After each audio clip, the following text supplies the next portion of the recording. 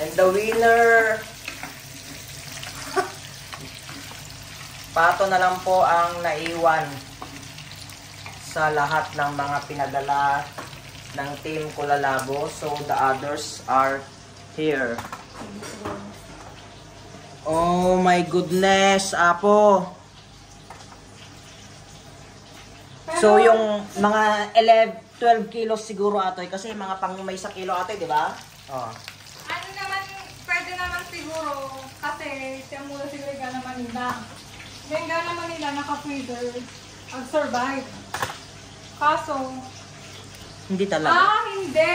Kasi nagtapad na yung cabbage. Natunaw na. Hindi talaga. Hindi rin freezer, pinayang-yangan daw. Kasi naka-freezer rin. Hindi yan naka-freezer. Nagpartida. Nagpartida, nagluto da, pinayang-yangan da. Pero yung pagkakaluto pala, lambong lang. So, dapat ang luto, na i-deep fry, na igisan, nga nalaing. Hindi advisable daw ang nagbibisa ng padala. Ano pala? Asin.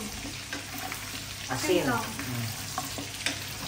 At least yung pato, Apo, nag-survive yung pato.